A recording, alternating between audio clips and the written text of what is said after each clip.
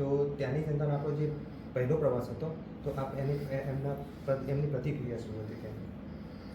મિત્રો, સમગ્ર દેશમાં લોકસભાની ચૂંટણીઓ ચાલી રહી છે અને સમગ્ર દેશમાં આપણા જ ગુજરાતનું ગૌરવ એવા આદરણીય નરેન્દ્રભાઈ મોદી સાહેબને આ દેશના યશસ્વી પ્રધાનમંત્રી નરેન્દ્રભાઈ ત્રીજી વાર યશસ્વી પ્રધાનમંત્રી બને એના માટે સમગ્ર દેશની અંદર જે મતદાર ભાઈ બહેનો છે એમાં એક અનેરો ઉત્સાહ જોવા મળી રહ્યો છે.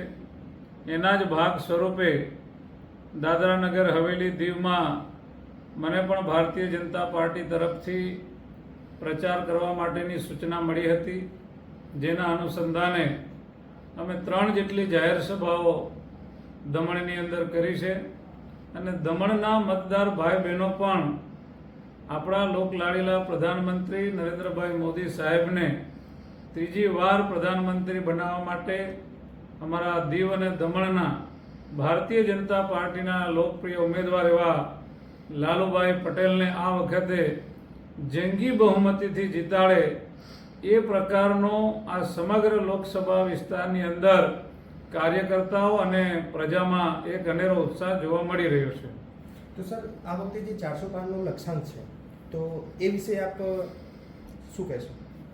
મિત્રો, જે પ્રકારે સમગ્ર દેશની જનતાએ કોંગ્રેસ પાર્ટીનો સફાયો કર્યો છે, કોંગ્રેસ પાર્ટી આજે સમગ્ર દેશમાં સુપડા સાફ થઈ ગઈ છે અને કોંગ્રેસ પાર્ટીને ઉમેદવારો પણ મળતા નથી. આજે ગુજરાતનો દાખલો લઈએ તો સુરતની સીટ ભારતીય જનતા પાર્ટી એ બિનહરીફ તરીકે વિજેતા જાહેર થઈ ચૂકી છે. એટલે નરેન્દ્રભાઈ મોદી સાહેબના વિજયના શ્રી ગણેશ ગુજરાત અને સુરતમાંથી શરૂ થઈ ચૂક્યા છે. 2 દિવસ પહેલાં જ મધ્યપ્રદેશમાં પણ ભારતીય જનતા પાર્ટી બિનહરીફ બની છે. એટલે કોંગ્રેસ પાર્ટી, હવે કોંગ્રેસના નેતાઓ જ કહી રહ્યા છે કે આ કોંગ્રેસ પાર્ટી હવે હેરિટેજ બિલ્ડિંગ બની ગઈ છે. એટલે સમગ્ર દેશની અંદર નરેન્દ્રભાઈ મોદી સાહેબની જે કામગીરી છે, નરેન્દ્રભાઈ મોદી સાહેબની જે લોકપ્રિયતા છે એ આપણે જોઈ શકીએ છીએ અને એના ઉપરથી ચોક્કસ હું કહી શકીશ કે આ વખતે નરેન્દ્રભાઈ મોદી સાહેબ સમગ્ર દેશમાં 400 કરતાં વધારે સીટો ઉપર ભવ્યથી ભવ્ય વિજય પ્રાપ્ત કરીને આ દેશના યશસ્વી પ્રધાનમંત્રી તરીકે ત્રીજી વાર શપથ લેશે. તો સાહેબ, આજે ગુજરાતમાં જે 26 જીત મેળવવાની આશા વ્યક્ત કરી છે, તો અત્યારના સમીકરણ પ્રમાણે આપ શું કહેશો? આ ગુજરાતની જ વાત કરીએ તો ગુજરાત એટલે ભારતીય જનતા પાર્ટીનો ગઢ છે. ગુજરાતની જનતા ભારતીય જનતા પાર્ટીની વિચારધારાથી જોડાયેલી છે. આદરણીય નરેન્દ્રભાઈ મોદી સાહેબે ગુજરાતમાં જે પ્રકારે મુખ્યમંત્રી હતા અને સમગ્ર ગુજરાતના છેવાડાના ગામ સુધી વિકાસ કર્યો છે. દેશના પ્રધાનમંત્રી બન્યા પછી પણ એમણે ગુજરાતમાં લોક ઉપયોગી અનેક કામો કર્યા છે, યોજનાઓ લાવ્યા છે. ત્યારે છેલ્લા 2 લોકસભાની ચૂંટણીથી ગુજરાતમાં ભારતીય જનતા પાર્ટી 26 સીટો જીતે છે.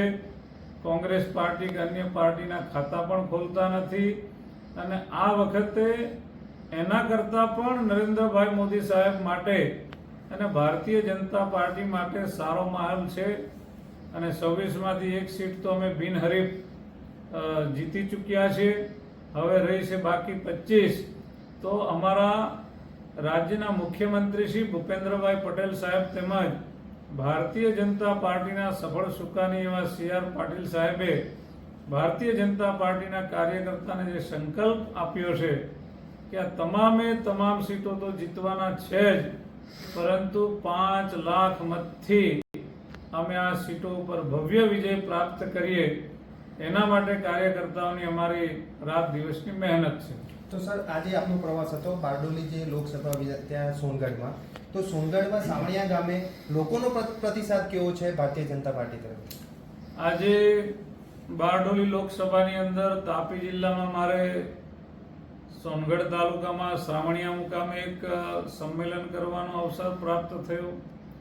ત્યારબાદ વ્યારા વિધાનસભાની અંદર પણ એક સંમેલન અમે કર્યું.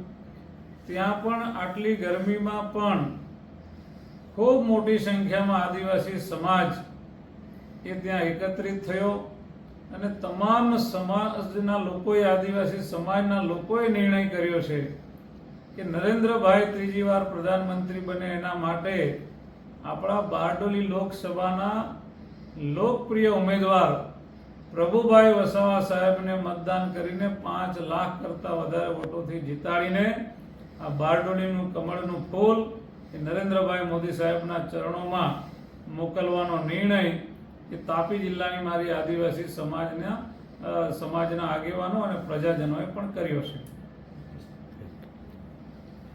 જી સર, આપણે જે સ્ટાર પ્રચારક તરીકે પસંદગી થઈ છે દીવ દમણ અને દાદરા નગર હવેલી, તો ત્યાંની જનતાનો આપણો જે